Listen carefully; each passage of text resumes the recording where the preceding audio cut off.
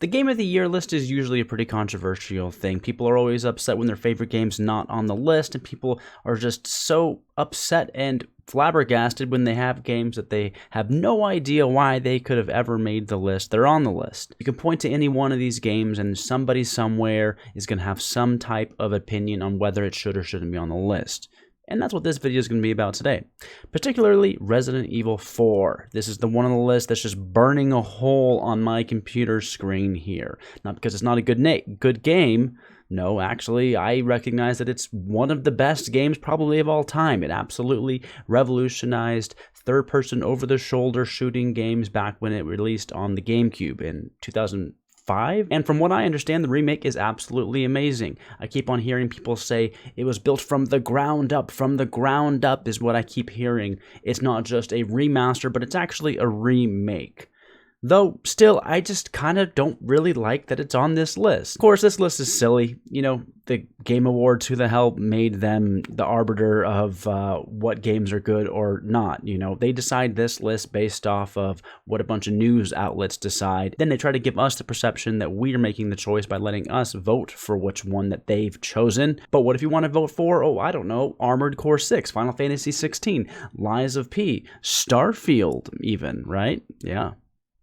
Please let me know in the comments how you feel about that one. The reality is that there's plenty of great games that came out this year, and the Game Awards are not in charge of what the Game of the Year is. It's actually kind of an interesting thing that, you know, the Game Awards, they started, when did they start? If you look at this, the Game Awards have actually only been awarding games since 2014. Before this, basically every single game was a Game of the Year. They had a Game of the Year edition. They'd sell it for $20 at GameStop. And I think this is a really great thing for the people that have made these games, the companies, the people that dedicate themselves so much to produce these games. It's really great to have some type of a communal way for us to recognize who does a great job, who didn't.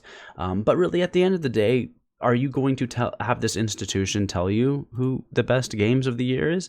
Or are you going to decide that for yourself, or look to other YouTubers, podcasters, and people that, you know, you respect their opinion a little bit more than this mass aggregate? But then again, there is some kind of magic with us all coming together and arguing about which game should or shouldn't win things. But that's what I'm going to do today. Let's talk a little bit about Resident Evil 4. So feel free to disagree and tell me I'm an idiot. Plenty of people do that in the comments all the time. You can be one of them. But I have not played this game, so of course, hey, my opinion shouldn't matter. But I think what I wanted to talk about is more of the philosophical, like, overview of, hey, should remakes be considered? Because there's kind of a gradient here of, you know, is this game remastered, or is it remade, or is it like totally rehauled, rebooted, you know? I think a game like Final Fantasy VII Remake, I absolutely think that game should be considered for Game of the Year. If you look back at 2020, you can see that Final Fantasy VII Remake was nominated for Game of the Year, and I think that was absolutely warranted. First off, it was an amazing game, but it was more than just a simple refresh and kind of graphical update with a few gameplay things. They absolutely changed the story completely. They changed the combat. They changed it from a 3D isometric game to a full 3D game. Totally changed the battle system so that it was something completely different. It was a absolutely completely different experience. Now, if we look over here at the differences from Resident Evil 4, let's look right here from the Gamer 10 ways Resident Evil 4 Remake is different from the original. Let's see a few of these examples, and in my opinion, I don't feel like these things hold up to the same level of transformation that really warrants being considered for Game of the Year. And I think if the Game Awards wants to win people over, wants us to take them seriously, I do think they need to be a little bit more accountable to what they're doing. They need to talk about it a little bit more, explain, you know, how this is decided. So number 10 here, a new look. They have new outfits for a lot of the characters. Now that's just a cosmetic change. It's a great change. You know, the new outfits, they look great. You know, awesome, but that's not really something that warrants, you know, this game being a completely new experience. Number 9, no health bar for Ashley. Well, when I played the game, Ashley basically had no health bar the whole entire time anyway, so not really much change there. Number 8, less gruesome deaths. Nothing says Game of the Year like censoring your game for children, right? Yeah, that's great. Number 7, better story. Now, this is something that they've actually put a lot of time and effort into. From what I understand, they're going to be remaking, I believe, 5 and maybe even 6 as well, even though it didn't come out that long ago. But I believe they're going through and they're kind of retelling the story in a more cohesive, focused way, so that they can, accumulate all of the storylines they've been telling throughout all of these games into one new game that's probably going to be pretty cool, I would imagine. So, this is a great thing. Does this really warrant a, this is a whole new experience? Not really. This is kind of more background stuff, a little dialogue here or there. It doesn't fundamentally change what's happening in the game. It just changes a few characters to have it make a little bit more sense, and to be, like it says here, a little bit less campy, trying to be serious.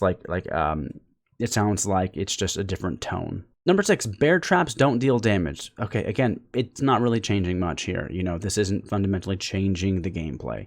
You're going to survive a little bit more because you take a little bit less damage. Okay, no big deal. The game is fundamentally still the same game. Number 5, more side quests. And while that's great, that again, it's not going to be fundamentally changing anything. It's just more content, a little bit of bonus there. Not bad. Again, not trying to put this game down. I'm just trying to say, hey, has this game transformed its experience so much that it deserves to be nominated for Game of the Year again? The Game Awards weren't around in 2005 when Resident Evil 4 first came out on GameCube, but for a lot of people, this was absolutely their Game of the Year, and there's good reason for that. A new and improved shooting gallery. Again, it's kind of like a side quest here, mini games. That's all fine and dandy, but again, not really fundamentally changing anything. Number 3, ammo crafting. This was something that they have introduced in the later Resident Evils that they went back and retroactively added into this game, which is, hey, that's great. Again, not fundamentally transforming the game. 2, new and revamped enemies. I do think this is kind of, I think this might be some of the best, defense here to say that maybe this game is a whole new experience, because you are changing some of the battles, some of the fights.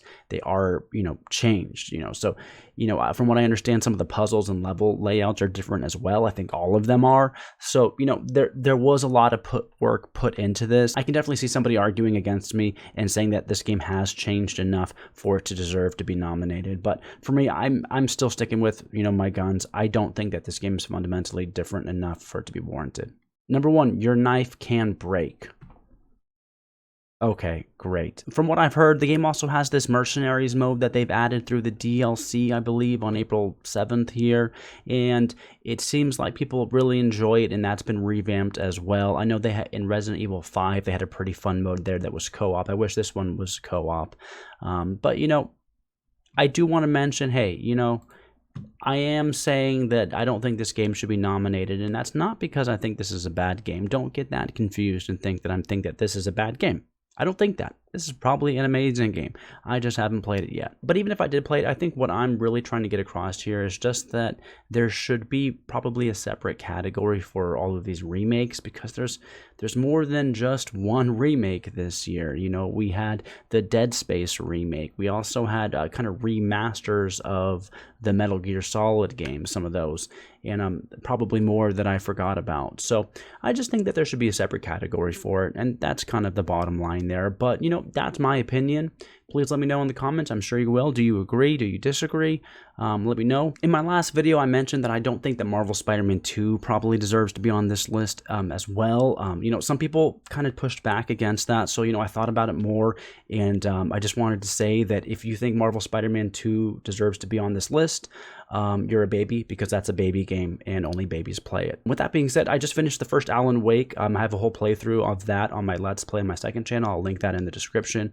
Absolutely loved Alan Wake. Alan Wake 2, holy crap, I'm so excited to play it.